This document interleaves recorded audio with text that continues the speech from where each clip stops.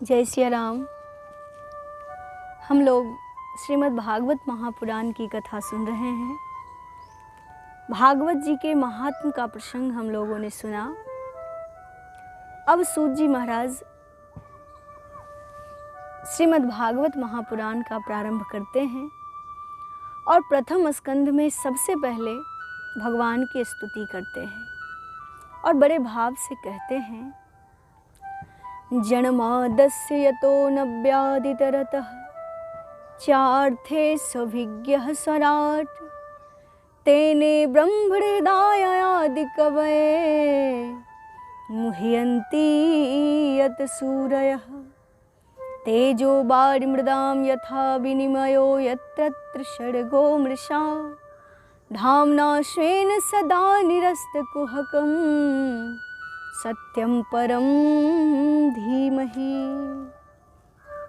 सत्य स्वरूप परम परमात्मा का हम ध्यान करते हैं।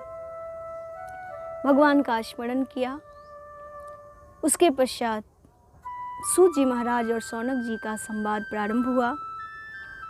शौनक जी ने सूत जी से पूछा कि महाराज, आप तो परम ज्ञानी हैं। और यहाँ ध्यान देंगे, एक दिन हमने रोमहर्षण सूत जी के बारे में चर्चा की थी, लेकिन श्रीमद् भागवत महापुराण जो सुनाएंगे वो रोमहर्षण सूत जी के पुत्र उग्रश्रवा जी हैं। उनको भी सूत जी ही कहा जाता है।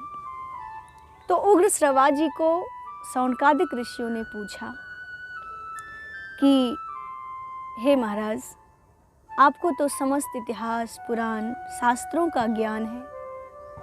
भगवान बादरायण ने एवं अन्य मुनियों ने जो भगवान के सगुण निर्गुण रूप की जो व्याख्या की है, उन सब का ज्ञान आपको है। महाराज, शास्त्र बहुत सारे हैं, सब शास्त्रों में अलग अलग बात है, नाना प्रकार के कर्मों का वर्णन है। तो मनुष्य कौन सा ऐसा कर्म करे जिससे उनका कल्याण हो। और समस्त शास्त्रों का निचोड़ आपने क्या निकाला है, ये हम लोगों को सुनाइए। क्योंकि कलयुग के लोग प्रायः आलसी हो गए हैं, मंद बुद्धि हो गए हैं, अधिक अध्ययन करने में उनकी रुचि कम है, समय भी कम है। इसलिए कौन सा ऐसा साधन है जिसको करने के बाद वास्तविक सुख मिल सकती है। भगवान श्री कृष्ण इस धराधाम पर क्या करने की इच्छा से प्रकट हुए थे। उन्होंने नाना प्रकार की लीला बलराम जी के साथ की। उन सब प्रसंगों को आप हमें सुनाइए, क्योंकि हम लोग बहुत दिनों तक यज्ञ के लिए दीक्षित होकर बैठे हैं और कथा सुनने के लिए हमें अवकाश प्राप्त है। मतलब हम कथा सुनने के लिए ही बैठे हैं। और भगवान की मंगलमयी कथा अगर आप हमें सुनाएंगे तो हमारा जीवन धन्य हो जाएगा, हमें बड़ा सुख मिलेगा, बड़ा आनंद मिलेगा। सूत जी महाराज बहुत खुश हुए। सूत जी ने कहा कि हे महाराज, आपने बहुत सुंदर प्रश्न किया है। जगत के कल्याण के लिए ये प्रश्न बहुत सुंदर है। जीव को अगर अपना कल्याण करना हो तो उसे श्रीमद् भागवत का श्रवण करना चाहिए, क्योंकि भागवत में भगवान के बहुत सारे लीलाओं का वर्णन है, जिसको सुनने के बाद मन आनंदित हो जाता है, हृदय पवित्र हो जाता है, परम शुद्ध हो जाता है। ऐसी ये भगवान की मंगलमयी लीला कथा है, जिसको मैं आप लोगों को सुनाऊंगा। क्योंकि सृष्टि में जितने भी साधन किए जाते हैं, सभी साधन भगवान की प्रसन्नता के लिए ही की जाती है। भगवान जिससे प्रसन्न हो जाते हैं उसका जीवन धन्य हो जाता है। भगवान श्री नारायण जो समस्त अवतारों के अक्षय कोश हैं, उन्हीं से भगवान के सभी अवतार प्रकट होते हैं। तो सबसे पहले हम आपको ये बताएंगे कि भगवान के कितने अवतार हुए। उसके बाद भागवत जी में जितने भी अवतार हैं, सबका एक एक करके विस्तार से वर्णन है। तो पहले हम लोग भगवान के अवतार के बारे में सुन लेते हैं। सूत जी महाराज कहते हैं कि सबसे पहले भगवान ने सनक सनंदन सनातन और सनत कुमार के रूप में अवतार लिया।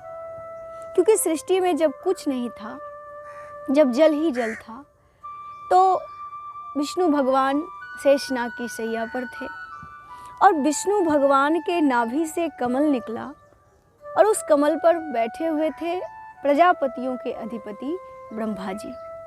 फिर ब्रह्मा जी ने सृष्टि की और इतना विस्तार हुआ, तो उसी समय भगवान सनकादिक के रूप में अवतार लिए और अखंड ब्रह्मचर्य का पालन करके भक्ति को बढ़ाया। तो सबसे पहला अवतार सनक सनंदन सनातन और सनत कुमार के रूप में हुआ। जब ब्रह्मा जी ने मनु महाराज की सृष्टि की तो मनु जी ने पूछा कि प्रभु हम क्या करें, कहाँ रहें, क्योंकि मनुष्य तो पृथ्वी पर रह सकते हैं और उस समय पृथ्वी रसातल में चली गई थी। तो धरती को रसातल से बाहर लाने के लिए भगवान ने वराह रूप धारण कर लिया। तो विष्णु भगवान का दूसरा अवतार वराह अवतार हुआ। तीसरे बार भगवान नारद जी के रूप में प्रकट हुए और नारद पांचरात्र की रचना की। चौथे बार में भगवान नर नारायण के रूप में प्रकट हुए और इतनी कठिन तपस्या की जिससे मानव जाति का कल्याण हुआ। पांचवें बार में भगवान कपिल के रूप में प्रकट हुए। माता देवहूति को सांख्य शास्त्र का उपदेश दिया, जिसकी चर्चा आगे आएगी, हम लोग बात करेंगे। तो भगवान विष्णु का ही अवतार पांचवा बार हुआ कपिल देव जी के रूप में। आप लोग गंगा सागर का नाम सुने होंगे, कहते हैं सब तीर्थ बारंबार, गंगा सागर एक बार। तो गंगा सागर में कपिल भगवान रहते हैं। तो भगवान का पांचवा अवतार कपिल अवतार। छठवें बार भगवान अनसुईया जी के वर मांगने से अत्रि जी के पुत्र के रूप में आए और उनका नाम हुआ दत्तात्रेय। तो विष्णु भगवान का छठवां अवतार है दत्तात्रेय अवतार। सातवें बार भगवान यज्ञ के रूप में आए। यज्ञ नारायण भगवान जो अभी भी यज्ञ होता है, ये भगवान का सातवां अवतार है। आठवें बार में भगवान ऋषभ देव के रूप में आए और अवधूत बनकर दुनिया को योग मार्ग का उपदेश दिया। नौवीं बार में भगवान पृथु जी के रूप में धरती पर आए और पृथ्वी से अन्न और औषधियों का दोहन किया। 10वें बार में जब महाप्रलय हो गया था, कुछ नहीं था, तो राजा सत्यव्रत को बचाने के लिए भगवान मत्स्य के रूप में आए, मछली का रूप धारण किए और मत्स्य पुराण की रचना की। 11वें बार में भगवान जब समुद्र मंथन हो रहा था और मंदराचल पर्वत समुद्र में डूब रहा था, तो भगवान उस समय कच्छप का रूप धारण किए और इतने विशाल मंदराचल पर्वत को अपने पीठ पर धारण किया। तो ये भगवान का 11वां अवतार हुआ। 12वें बार में जब समुद्र मंथन हो रहा था, तो भगवान अमृत का कलश लेकर आए धनवंतरी जी के रूप में। अभी दीपावली आएगी, दीपावली से पहले धनतेरस होता है। धनतेरस के दिन ही धनवंतरी जी प्रकट हुए थे। तो 12वां अवतार धनवंतरी अवतार। 13वें बार भगवान दैत्यों को मोहित करने के लिए और देवताओं को अमृत पिलाने के लिए मोहिनी का रूप धारण करके आए और देवता को अमृत पिला दिए, दैत्यों को नहीं पिलाया। 14वें बार में भगवान नरसिंह के रूप में आए, भक्त प्रहलाद को बचाने के लिए और हिरण्याकश्यपु का विनाश करने के लिए। तो 14वां अवतार नरसिंह अवतार। 15वें बार में भगवान वामन के रूप में आए, जिन्होंने 3 पग में राजा बलि से सब कुछ ले लिया। तो भगवान का अवतार हुआ वामन अवतार, 15वां अवतार। फिर 16वें अवतार में भगवान परशुराम जी के रूप में आए, जो भगवान के आवेशा अवतार हैं। 17वें अवतार में पराशर जी के पुत्र वेदव्यास जी के रूप में आए, जिन्होंने 18 पुराण की रचना की, महाभारत इतिहास की रचना की और समस्त शास्त्रों को लिखा। ये व्यास जी महाराज हुए। 18वें बार में भगवान रावण का विनाश किए और राम के रूप में प्रकट हुए। 19वें बार में बलराम जी के रूप में आए और 20वें बार में श्री कृष्ण के रूप में आए। 21वें बार में श्रीमद् भागवत जी में लिखा है कि कलयुग में मगध देश बिहार में बुद्ध के रूप में भगवान प्रकट होंगे। लेकिन जब भागवत लिखा गया था तब बुद्ध अवतार नहीं हुआ था, लेकिन अब बुद्ध अवतार हो चुका है।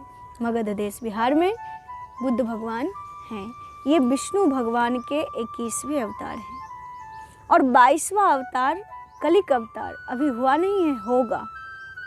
जब कलयुग का अंत हो जाएगा और सब जगह अधर्म ही अधर्म होगा, कोई भी धार्मिक लोग नहीं दिखेंगे, कथा कीर्तन कहीं नहीं सुनाई पड़ेगा, तब भगवान आएंगे कलिक रूप में और अधर्मियों का विनाश करेंगे और धर्म की स्थापना करेंगे।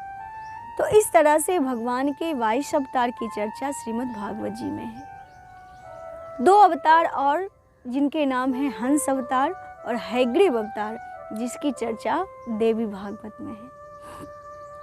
तो इस तरह से भगवान के 24 अवतार का वर्णन श्रीमद् भागवत जी में है। श्री भक्तमाल जी में 24 अवतार का नाम लेते हैं, हम लोग सुन लेंगे। जय जय मीन बराह कमठ नर हरि बलि बामन, परशुराम रघुवीर कृष्ण की रति जग पावन, बुद्ध कलिक अरु व्यास पृथु हरिहंस मनवंतर, यज्ञ ऋषभ हैग्रीव धुरवर्धन धनवंतर, बद्रीपति दत्त कपिल देव शनकादिक करुणा करो, 24 रूप लीला रुचिर श्री अग्रदास उर पद धरो। ये भगवान के 24 अवतार।